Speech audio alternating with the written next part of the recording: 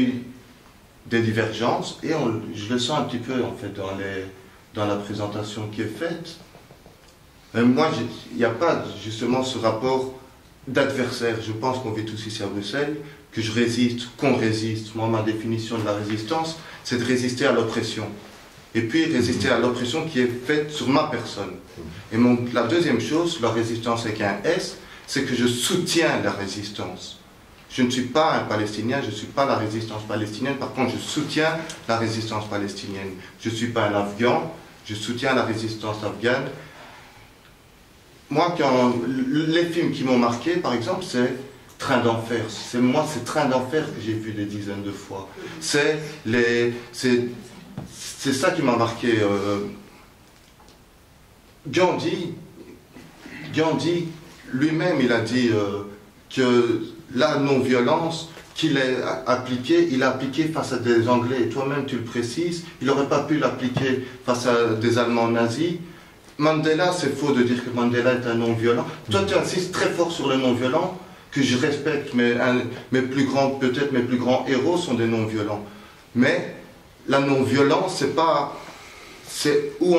tu l'appliques ici. Mais j'ai un peu l'impression que nous, les opprimés d'ici, on fait quand même un petit peu les Occidentaux, en disant aux Palestiniens comment résister et à d'autres comment résister. Mandela, il a été traité comme un terroriste, pas jusqu'à quand il sort de prison, jusqu'à il y a très peu d'années aux États-Unis. Il y a que très peu d'années où, dans les années, même pas 2000, où on a retiré la liste des terroristes. L'ANC, ils ont fait des dynamitages de poteaux électriques, ils ont fait du sabotage. Ces gens-là, je les soutiens dans cette résistance-là. Les Palestiniens, la résistance que je soutiens aujourd'hui, je le dis clairement, et c'est dans le constat, Martine, tu le confirmeras, le constat de dire que nous, les musulmans, ici à Bruxelles, parce que c'est ici que je vis, on est égal aux Juifs des années 30, je le dis depuis des années, ce qui m'a coûté énormément de soucis. Et le rapport de force. Moi aussi, je suis dans voir le rapport de force. Le rapport de force, je constate qu'on ne changera pas les dominants. Le rapport de force, il est que les dominants, ils sont extrêmement forts, à nous d'essayer de leur résister d'une certaine manière en s'auto-organisant. Et moi, je pense que la résistance, ici, c'est pas de changer les dominants en essayant qu'ils soient moins islamophobes, c'est de se battre contre les islamophobes, qui est la prochaine étape. Moi, je suis très pessimiste. Si on laisse les choses aller comme elles vont, la prochaine étape, c'est plus les camps de concentration comme l'histoire l'a fait, mais ça sera une épuration ethnique ici en Europe. Donc, le constat, c'est qu'il faut rentrer en résistance contre ces gens-là. Une des choses qui m'étonne, Marcène, c'est ma résistance, c'est je m'allie avec les opprimés. Les opprimés, les Noirs, les musulmans, les femmes, mais jamais je m'allie avec ceux qui légitiment qu'on a torturé mon grand-père. Et je me mets dans la peau d'un Algérien, je ne peux pas comprendre comment on s'allie avec égalité et réconciliation, qui sont des nationalistes français. Ça, je ne peux pas le comprendre. Ma résistance aujourd'hui, c'est le Hamas en Palestine.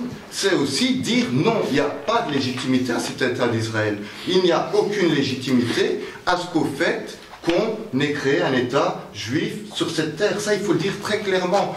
Ce qui ne veut pas dire, et je le précise même, il y a eu un génocide de la part de Blancs sur des Blancs, et ce sont des Arabes qui ont payé le prix. Ça, il faut le dire clairement, et qu'on est pour un État unique où les Juifs, les catholiques, les musulmans, les sans religion, les bouddhistes ou qui que ce soit vivent. Mais cet État, il s'appelle Palestine parce qu'Israël n'a aucune légitimité. Reconnaître une légitimité à la création d'Israël, c'est reconnaître une légitimité à 700 000, 800 000 Palestiniens qui ont été expulsés de là. La résistance ici, moi, Mohsin, quand j'ai dit que ça n'a jamais été un allié ou un adversaire, c'est un résistant. Je m'allierai avec lui, mais je ne peux pas m'allier, par exemple, et ça aussi c'est des divergences. Je ne vais pas faire des projets. J'ai l'impression, en fait, c'est que moi j'ai plus confiance au monde politique, que ce soit ici ou dans le monde arabe. Chavez est un héros pour moi, mais Chavez, je ne suis pas d'accord avec lui sur son soutien à Bachar ou à Kadhafi, mais ça reste un héros auquel on a rendu hommage encore la semaine passée.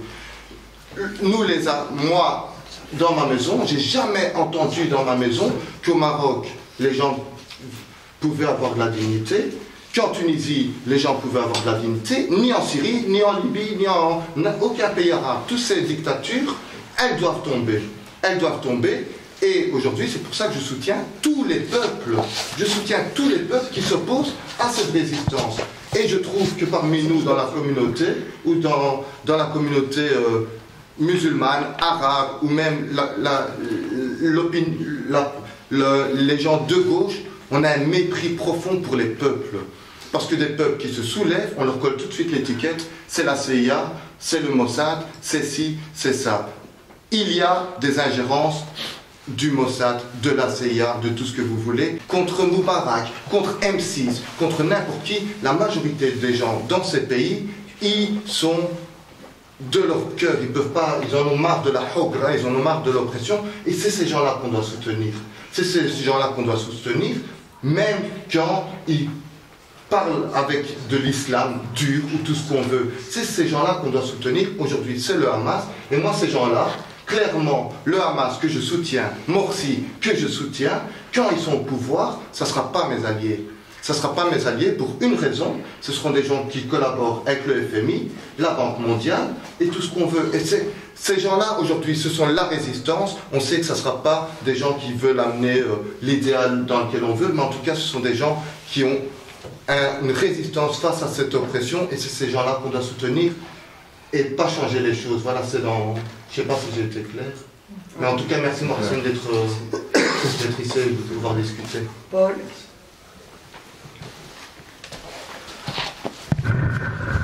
C'est un débat extrêmement important et très difficile. Et je trouve qu'il a l'intérêt, c'est qu'il est un peu contradictoire, effectivement, parce qu'il y a une position, la tienne, Nadine, qui consiste à dire Occident, criminel, toute catégorie, etc., pas de concession possible.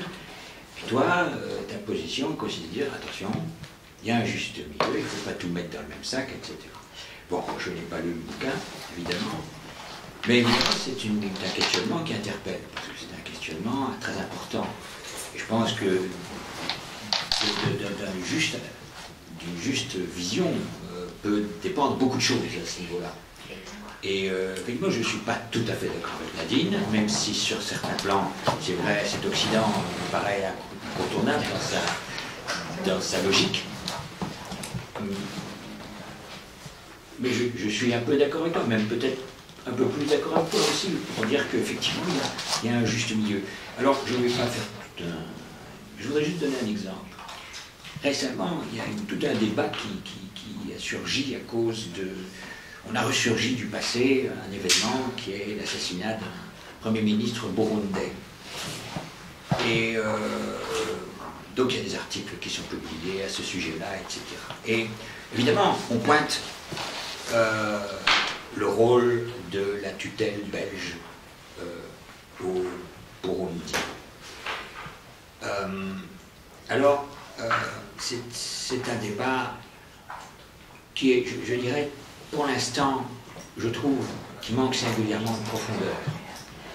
On déterre une série d'échanges, de lettres, de preuves, de documents, et on fait un procès à charge de l'administration belge au Burundi. Je dirais pas tellement de l'administration belge au Burundi. On en fait à charge d'une personne et pas un procès d'une administration ou d'un système. Et je pense à Hannah Arendt qui parlait, qui disait c'est tout un système qui est en cause. Et Spinoza dit la même chose. Ça ne sert à rien de critiquer une personne. Il faut tout un système qu'il faut changer. Et dans ce cas-ci, le problème, c'est qu'on n'est jamais arrivé vraiment à non seulement à analyser clairement quel a été le rôle de l'administration coloniale en Afrique, et, enfin au Burundi et au Congo, mais en plus,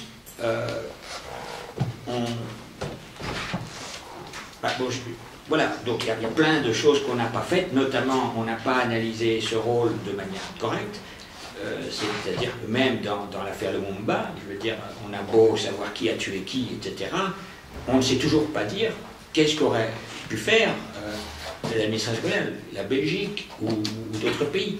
On n'a pas vraiment une analyse historique de ce problème. S'excuser comme l'a fait le Premier ministre.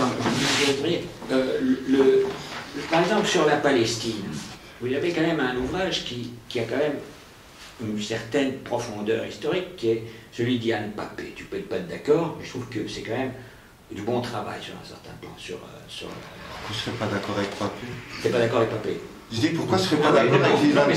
Mais c'est pas beau parce que je ne pense pas qu'il soit. Qui pense qu'il n'y a pas de légitimité à ce qu'il y a un État d'Israël. Bien sûr, si. Il pense ça? Bien sûr. Ah oui, je pense effectivement. Mais en tout cas, je pense que sur le plan historique, son analyse est quand même remarquable. Mais on n'a pas fait ce travail concernant la colonisation belge, etc. Et on se trouve devant une situation où, comme des coopérants aujourd'hui, comme des gens qui ont travaillé là-bas, etc., se disent, moi j'ai essayé de faire des choses, j'ai essayé d'aider, j'ai essayé d'alphabétiser, d'éduquer, de transformer les systèmes judiciaires qui étaient dans les mains de chefferies et de choses, de tout un système où les sorciers désignaient les coupables, etc. Je veux dire, j'ai essayé de faire des tas de choses. Et maintenant, ici, c'est toujours des sorciers. On critique, oui, mais c'est vrai. Tu as la sorcellerie dans un système logique et organisé comme le nôtre, évidemment. Les juges sont désignés, les coupables sont aussi, mais avec une légitimité rationaliste, avec un appareil légal pour essayer de justifier tout ça. Et ça, c'est évidemment dire que tout ici, dans notre système, est irrationnel, et que la rationalité n'est qu'une apparence, c'est une position qui n'est pas indéfendable. Mais évidemment, c'est difficile à expliquer aux gens. Donc, moi je crois qu'on n'est pas très loin dans ce débat, mais qu'effectivement il faut essayer d'être nuancé et d'admettre qu'il y a des gens qui font quand même de leur mieux dans cette situation, parmi lesquels des gens comme des Arabes, comme des Noirs, etc. Voilà. Et je dirais qu'il ne faut pas mettre tout dans le même sac chaque fois, il faut toujours essayer de voir. On pourrait parler de ça. Oui. C'est bien. Je tiens d'abord à saluer Mohsin pour son travail. J'ai eu l'occasion de connaître Mohsin il y a un peu longtemps par ses écrits dans le journal le mardi, enfin dans le magazine Le Mardi. Et par après, j'ai partagé un peu l'expérience des ambassadeurs de paix.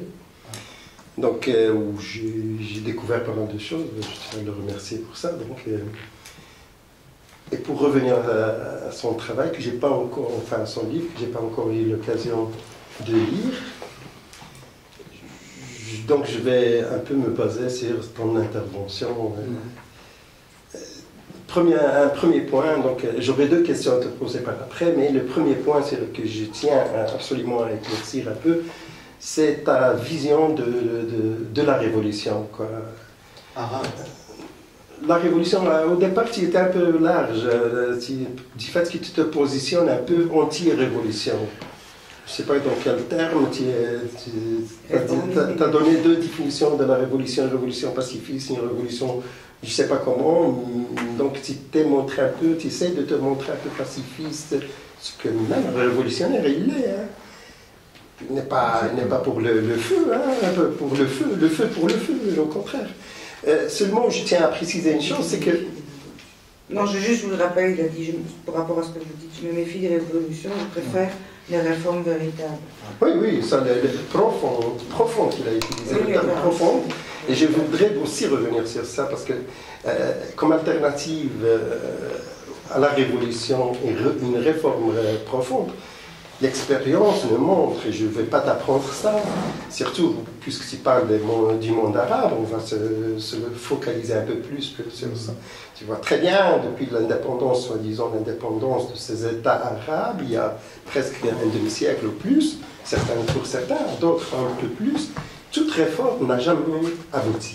Donc tu le sais très bien, surtout quand la réforme, je suis d'accord qu'il y ait une réforme dans un système qui tient la route, c'est-à-dire où les gens qui vont mener cette réforme sont fiable, ce qui n'est pas le cas. Tu te bases sur une réforme profonde. Je veux bien qu'il y ait une réforme profonde. D'ailleurs, toute démocratie se base sur ces réformes. Mais là, tu veux installer une réforme profonde dans un système qui n'est pas démocratique.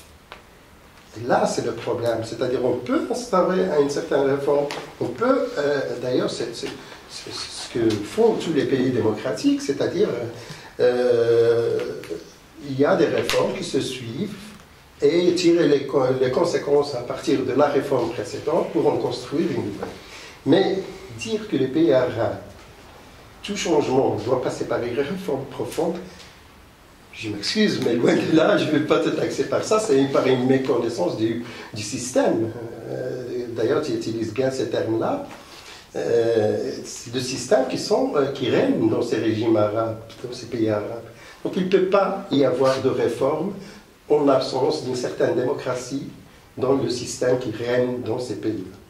Je suis clair là, c'est ma vision, peut-être que c'est ma vision qui est un peu logique. Je parle de la situation, je connais très bien le Maroc, où j'ai participé à pas mal de mouvements à l'intérieur des pays, pas par correspondance, loin de là.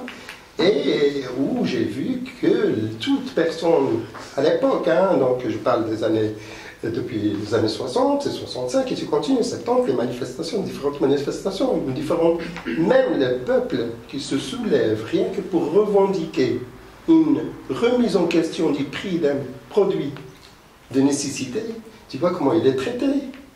Donc il n'y a même pas un dialogue entre les gens qui sont au pouvoir et la population, qui puissent au moins essayer de diagnostiquer la situation pour élaborer un remède adéquat à une telle situation, ce qui est loin d'être le cas.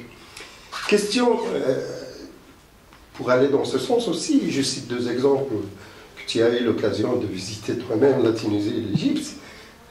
Est-ce que tu voyais Moubarak? Si on était comme ça en train de boire un verre, et je te dis, écoute, il me semble que Ben Ali va sauter. Allez.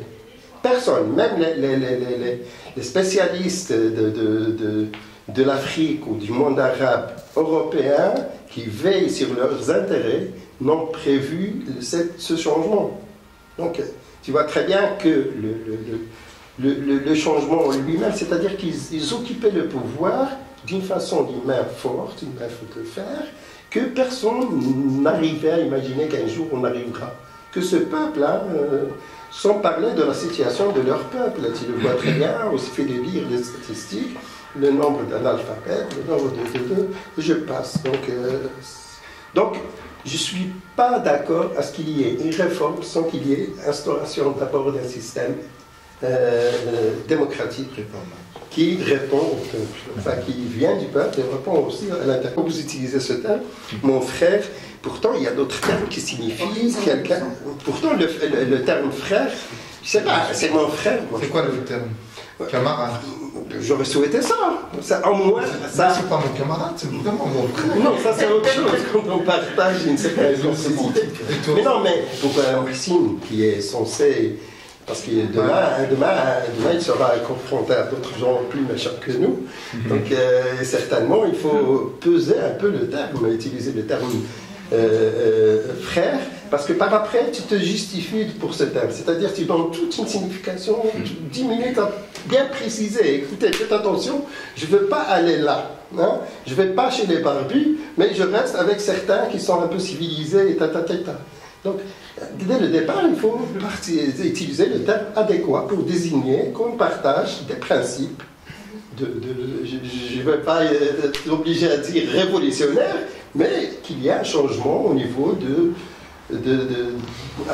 enfin, on partage des idées qui vont dans un sens. Moi, frère, ça prête confusion, surtout avec tout ce qui se passe actuellement sur l'aspect religieux, sur la scène politique. Surtout avec le lien de l'islam qui nous pose. Mais il y a beaucoup de choses, hein, il y a beaucoup de choses. Déjà, lui, il porte une barbe, Belledin, c'est sa couverture. C'est juste pour nous, après il va se casser.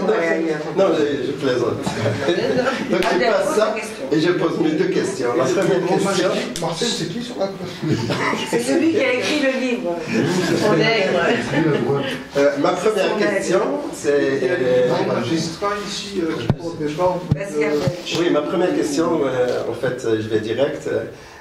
Profitant que tu étais sur place en Égypte, et aussi, si je ne me trompe pas, même Tarek Ramadan allait dans ce sens, c'est que la révolution était un peu manipulée de l'extérieur, du fait que l'exemple, on a vu pas mal de choses défiler sur Internet, notamment des vidéos qui montrent certains jeunes, notamment les blogueurs qui étaient à l'origine, et notamment le premier qu'on a salué, le premier Égyptien, je ne me rappelle pas le nom, qui était à l'origine de ce site. Et la jeune n'a pas été dans le convoi, si tu veux, qui était carrément accueilli par Hillary à la Maison Blanche, je pense.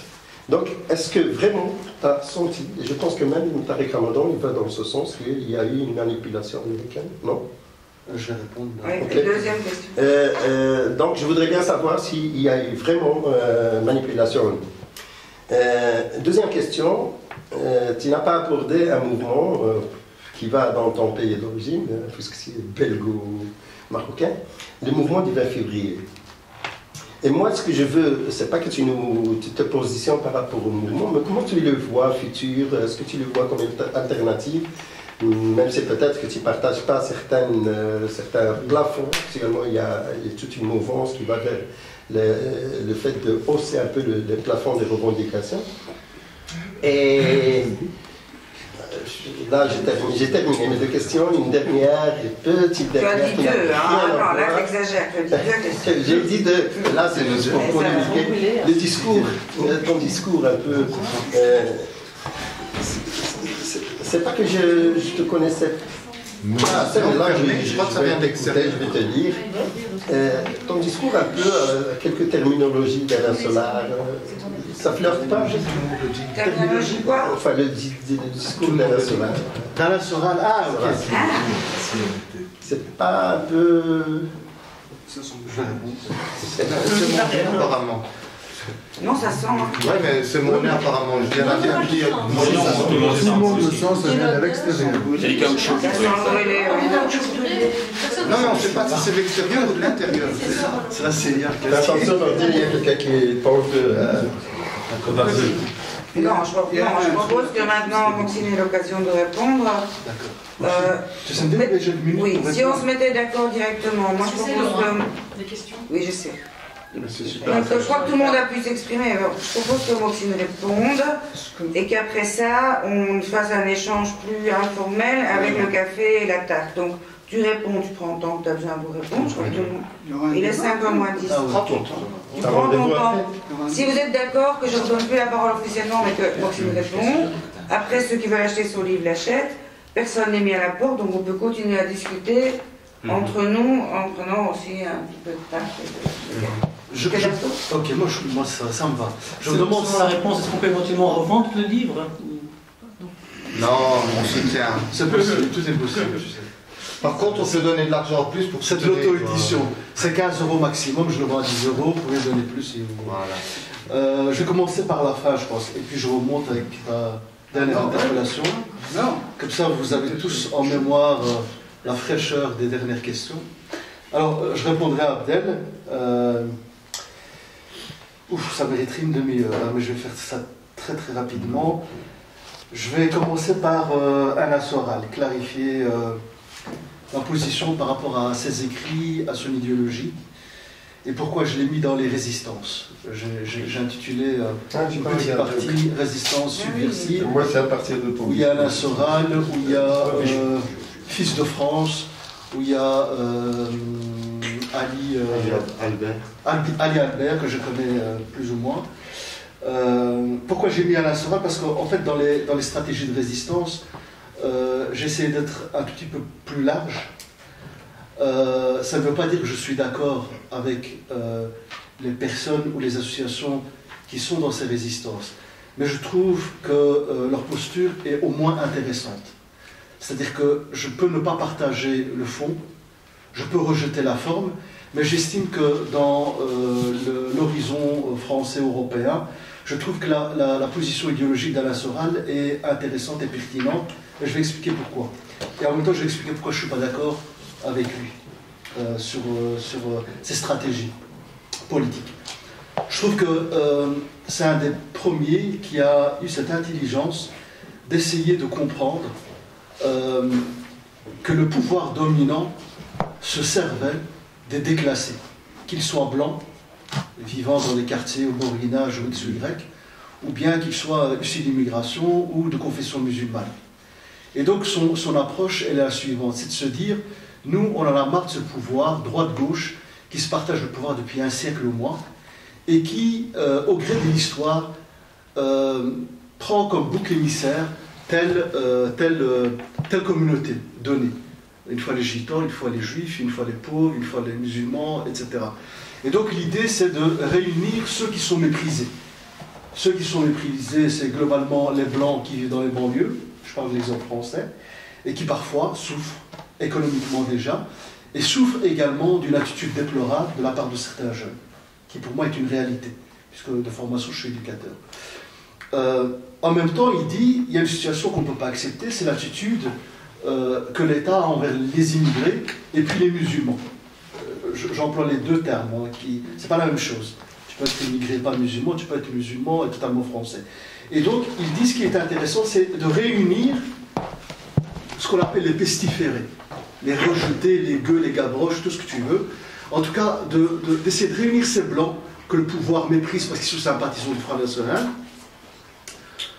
ou qui sont dans un mouvement groupusculaire, ou qui ne sont pas écoutés, ou qui ne votent ni droite, ni gauche, ni centre, mais voilà, qui sont une portion que personne ne calcule. Et puis de réunir ces musulmans qu'on présente comme terroristes, islamistes, ces étrangers, et puis d'essayer de créer un mouvement fort. Alors, moi je suis totalement d'accord avec cette approche. Et pourquoi je ne suis pas d'accord avec lui, c'est parce qu'il est en train de fourvoyer, cette lutte qui me semble très intéressante et absolument nécessaire. Même en Belgique, nous devons travailler avec les sympathisants du Front National et de l'extrême droite, parce que tout simplement, sa finalité, c'est de prendre tous ces électeurs et de les envoyer à l'extrême droite. Donc, quelque part, autant la méthode, les moyens, autant sur la pertinence de l'idée, je la trouve totalement intéressante, c'est pour ça que je l'ai repris, autant sur la finalité, à savoir qu'une des solutions serait de sortir de cette gauche-droite-centre par le haut en votant pour celle qui représente l'antimondialisme ou l'antimondialisation, celle qui représente la résistance. Pour moi, c'est clairement une tartufferie. C'est-à-dire que pour moi, ça ne tient absolument pas la route. Mais néanmoins, pour moi, ça reste quelqu'un d'intéressant et avec qui il faut clairement travailler. La question du nationalisme et du patriotisme, ce n'est pas quelque chose que je rejette. C'est-à-dire que quelqu'un qui est nationaliste, pour moi, ce n'est pas une appellation négative. Tout dépend de ce que tu mets derrière le nationaliste. Alors, de prime abord, pour les gens de gauche et les gauchistes, employer le terme, parce qu'ils sont dans une posture internationaliste, se dire, moi je suis nationaliste, déjà, c'est comme pour les gens de droite, tu dis, moi je suis un musulman. Même pas je suis islamiste, je suis musulman. Donc quelqu'un qui vient et qui dit, eh ben moi, je sais pas, moi si je suis nationaliste, ce que je ne suis pas, mais prenons cet exemple, je suis nationaliste. Ben déjà, pour une grande partie de la gauche, tu es déjà désavoué. Pourquoi? Parce que le terme de nationalisme fait déjà penser à l'extrême droite et fait appel à des idéologies qu'elle trouve nauséeuses ou nauséabondes. Parce qu'elle est dans une logique, nous sommes des camarades, pour ne pas employer le terme frère, nous devons nous réunir, c'est l'international socialiste, etc., etc. Et donc, à un moment donné, on doit voir au-delà de ces petites frontières qui nous restreignent et qui nous divisent. Ce que je peux comprendre totalement en même temps. Mais moi, je me dis, est-ce que le gars, s'il se bat pour un nationalisme, est-ce que je dois le rejeter? Non. Alors maintenant, quel nationalisme? Le nationalisme du bloc identitaire d'extrême droite, bien évidemment qu'il est à combattre et à rejeter. Parce que c'est un nationalisme qui est clairement facho, qui dit clairement, tu ne peux même pas t'assimiler, tu ne pourras jamais être assimilé. Tu es un arabe, tu es un bougnoul, donc tu dois retourner chez toi. Je ne pense pas, ou alors il est très subtil, que ce soit la posture nationaliste d'Alain Soral, également par rapport au patriotisme. Ce qu'il faut savoir d'où il vient. C'est un polémiste, un ancien punk, c'est quelqu'un qui était communiste, enfin d'extrême gauche, etc. Et donc il a tout un parcours marxiste intéressant. Et moi, ça m'intéresse. Ça m'intéresse la lecture d'Alain Soral. Ça ne veut pas dire que je suis d'accord avec lui, mais ça veut dire qu'à un moment donné, le gars, moi je ne vais pas le disqualifier parce qu'il serait islamiste, parce qu'il serait marxiste, parce qu'il serait, je sais pas, nationaliste, etc. Et j'essaye, moi, de prendre tout ce qui est intéressant dans toutes les communautés, entre guillemets.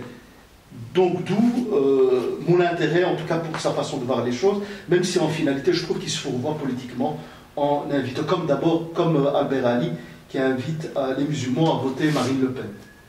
Je trouve que c'est une erreur magistrale parce que d'abord, si l'extrême droite était une résistance, ça se saurait. Si l'extrême droite était contre l'impérialisme, ça se saurait. L'extrême droite, je pense, sans rentrer dans le détail, a une stratégie. Hier, il était pro-politique arabe dictatoriale, aujourd'hui, il est pro-sioniste Israël. Donc, c'est un parti opportuniste comme les autres.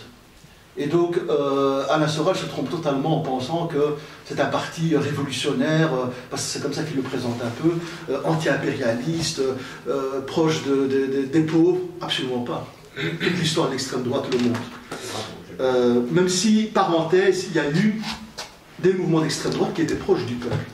Et souvent, on fait cet amalgame dans la gauche et l'extrême gauche de penser que le peuple a toujours raison. De penser, ce qui est faux. Le peuple peut se tromper. Donc on part de ce postulat en se disant, moi je défends le peuple a raison, mais le peuple peut se tromper. Et donc, qu'est-ce qu'on fait quand le peuple se trompe? Parce que ce postulat de le peuple a toujours raison, c'est totalement faux. C'est également le même postulat, les pauvres ont raison. Non, les pauvres n'ont pas toujours raison, ils ont parfois des torts. Je suis bien placé pour le savoir. Les pauvres sont honnêtes. Écoutez, soyons sérieux. Donc, à un moment donné, ces catégorisations, c'est là où moi, par rapport à l'écrit, j'essaie d'être le plus nuancé et complexifier un peu l'analyse. Ça ne veut pas dire que je ne prends pas parti ou que j'essaie d'être dans le juste milieu. C'est-à-dire que, clairement, par rapport à mon passé, par rapport à mon militantisme, par rapport à ma perception, je n'essaie pas de plaire. Et entre nous, je m'en fous totalement de plaire ou de déplaire. Mais j'essaie d'être le plus juste possible, selon ma vérité, qui peut être remise en question et qui peut être fausse. Bien évidemment, c'est l'intérêt du débat d'aujourd'hui. Alors, je vais aller très rapidement au mouvement du 20 février. Alors, je sais combien tu tiens au mouvement du 20 février, pour les gens qui ne te connaissent pas. J'ai un avis, là aussi, assez complexe. Je vais te dire pourquoi. Le mouvement du 20 février, pour moi, a toute sa légitimité, d'abord, parce que, bon, voilà, c'est une aspiration populaire qui vient des jeunes, et même si ça venait du troisième âge, il aurait sa légitimité. Souvent, on fait du jeunisme, soit parce que ça vient des jeunes que c'est légitime, mais ça vient des jeunes, c'est aussi légitime, et donc ça a sa pertinence. C'est un mouvement qui a eu le mérite au Maroc de faire plus que bousculer la société civile, politique, médiatique. Le mouvement s'est totalement essoufflé à la fin, notamment parce qu'il y a eu des divisions internes, et ça c'est propre à tout mouvement, qui à un moment donné, même des vies très difficiles face à un pouvoir démocratique qui est très solide et qui est soutenu par, bien évidemment, l'Occident. Et donc aujourd'hui, le mouvement se recherche, même s'il est encore très présent dans la plupart des grandes villes, et il y a des figures emblématiques. Alors, je suis globalement d'accord avec les aspirations. Là où je trouve mais ça c'est mon point de vue, là où je suis en désaccord, c'est que j'ai l'impression que, là aussi, le mouvement n'a pas une approche historique du Maroc. C'est-à-dire que pour lui, c'est sa révolution qui est le juste. Et donc si on apporte une critique par rapport à la façon de faire, par rapport à la méthode employée, on a l'impression d'être passé pour un pro-marzélien ou un traître à la révolution. Moi je pense que, par exemple, moi ce qui me fait peur, c'est pour ça que je suis pour le Sahara marocain, clairement. Moi ce qui me fait peur... Le mouvement du 20 février n'a jamais dit... Non mais je le dis comme ça, je suis clairement pour le Sahara marocain. Ouais, je vais vous dire pourquoi, parce que... Et ça me permettra de répondre par rapport à la révolution. Le problème, c'est que très souvent, lorsqu'on s'exprime, on a peut-être du recul, mais on n'a pas le recul nécessaire, et en tout cas le recul historique. Je veux dire qu'en 1910-1920, la plupart des gens du monde arabe et révolutionnaires de gauche et d'extrême gauche, surtout, étaient d'accord avec la libération, entre guillemets, du monde arabe, par rapport à Laurence d'Arabie, ce film, notamment à cette époque coloniale anglaise. Et donc là, c'était l'aspiration des Arabes, Arabie, Syrie, Jordanie, etc., Palestine, à être libre du joug ottoman. Et donc, à un moment donné, moi, ce qui m'intéresse par rapport aux révolutions, c'est les résultats concrets. Et force est de constater, Abdel, que très souvent, les résultats sont mitigés, même par rapport à la Révolution française, qu'on nous vante comme ça.